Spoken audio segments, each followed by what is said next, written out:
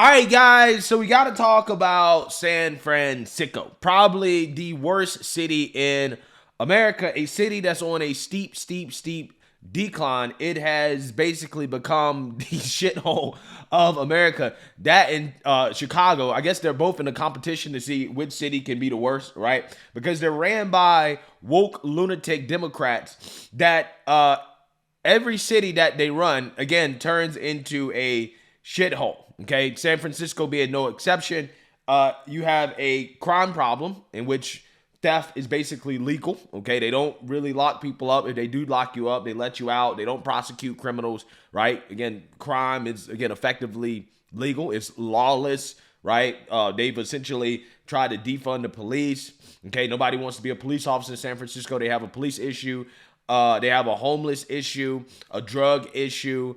Again, the city is just a complete and total disaster. But despite the fact that the city is a complete and total disaster, the communists of San Francisco, of California, of the United States, including the Biden administration, they decided that they want to meet their communist comrades from China in San Francisco as Biden and Xi Jinping are set to meet in San Francisco. Now, all of a sudden, the communists of California, of San Francisco, they want to clean up San Francisco for the communists in China when they come to visit. Because now all of a sudden, all these problems that San Francisco was having, the city has decided to actually put in a real effort to clean it up. Take a look. Yes, that's right. The summit is expected to bring in $53 million, filling hotel rooms, bringing big business. And the city did tidy up for Dreamforce, but this cleanup is much more extensive.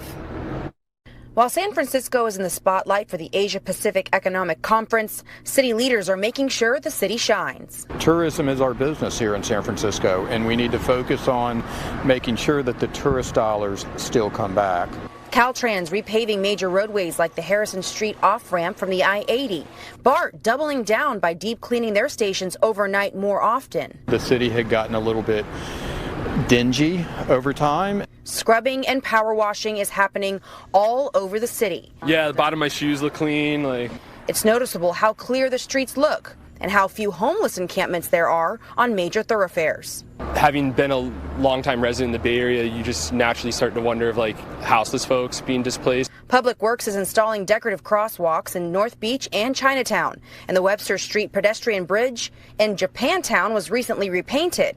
The Yerba Buena Gardens at the Moscone Center are decked out with new colorful landscaping and murals, paid for by the Clean California grant, just in time for the 20,000 high-profile CEOs and heads of state coming into town next week. Some people say this should be how it's always done. What about the people who are here year-round, and local, hardworking, working-class Bay Area folks? Others welcome the cleanup. Anything that brings in a positive look on the city of San Francisco is great. We will continue to do everything we can to maintain cleanliness in our streets.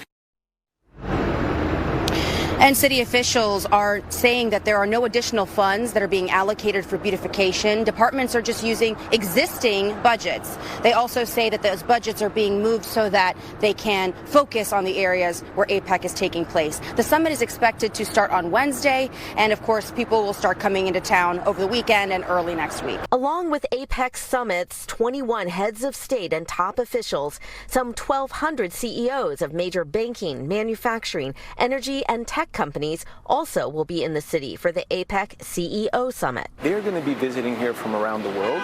They're going to be looking at San Francisco through the lens of investment, and this is still a great investment. Alex Bastian is president and CEO of the Hotel Council of San Francisco. He says the city's hospitality industry is already seeing the effects of hosting the tens of thousands of APEC visitors. Some of the hotels around Moscone are fully booked. And it's good for California, given that 53% of our trade is sent to Asia. UC Berkeley professor of political science Vinny Agarwal is director of Berkeley's APEC study group.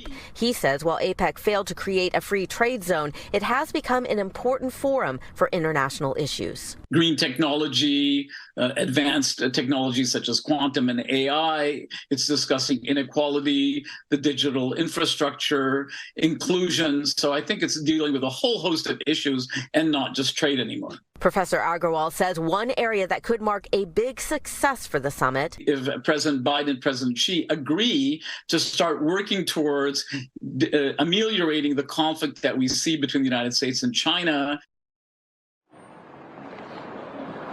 And one additional note that is interesting, the Chronicle is reporting they're hearing from the U.S. State Department that Russia might be sending some officials here to San Francisco. So some very difficult and delicate diplomacy that could be going on with this summit. Yeah, an international spotlight, a busy week ahead. Jana, thank you. Yeah, so you seen that, you heard that. Do people understand what's going on here? Right? Do people understand what's going on here? So the Democrats that are running San Francisco do not seem to be as incompetent as they've made themselves out to be over the past, 20 years or so? Okay. No, they're not. What you see happening in San Francisco, the destruction of the city, is 100% done on purpose. Because when you have Xi Jinping come into town, along with all of these CEOs, these business interests, these international diplomats or whatever, when they come into town, all of a sudden, San Francisco can fix these problems that, for whatever reason, seem to be unfixable, right? Ain't it amazing how that works? Xi Jinping comes to town, all of a sudden, homeless disappear. No homeless. Oh, God, the streets are clean. It's not dirty anymore. It's not a shithole anymore. Right? Oh, there's police. They actually have police on the streets now. Again, ain't that funny how that works? How magically, when they actually want to try to fix a problem, when they want to clean up the city, all of a sudden they can do it. Which tells you everything you need to know about what's going on in these cities. That it's being done on purpose. The destruction of these cities is being done on purpose.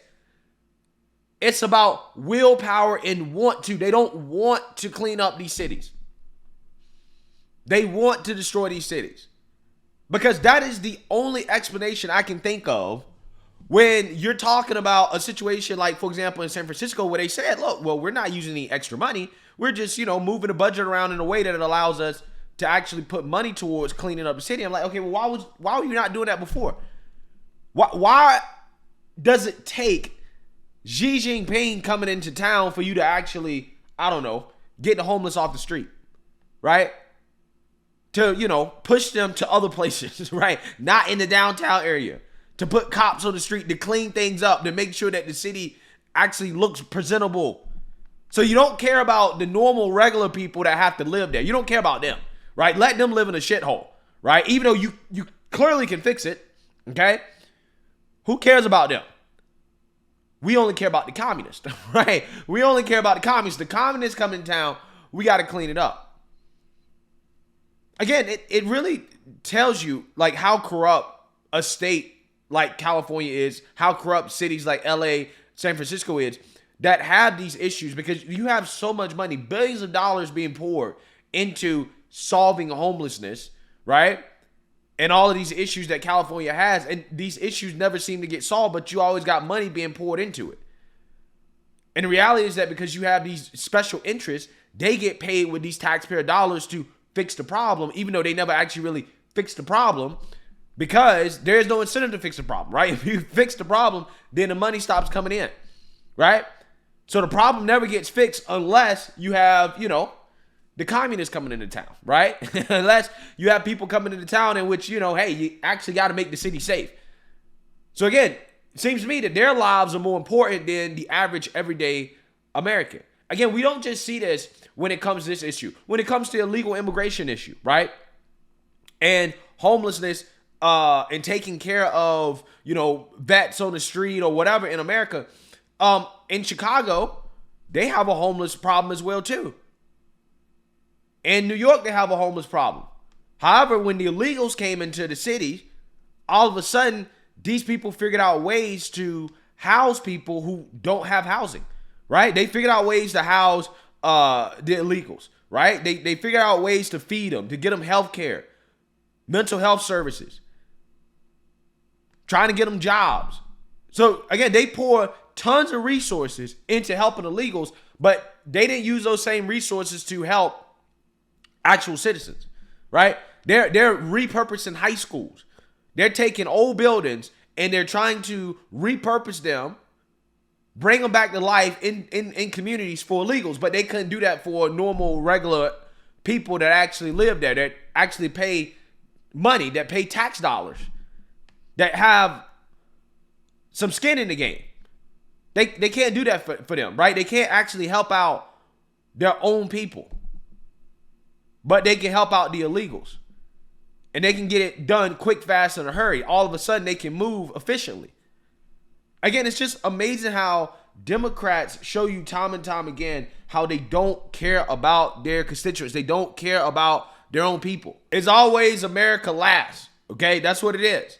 It's Xi Jinping first, illegal immigrants first, Ukraine first, Democrat elites first, Americans last. They would rather let you suffer, okay? They let you suffer than to actually fix the problems.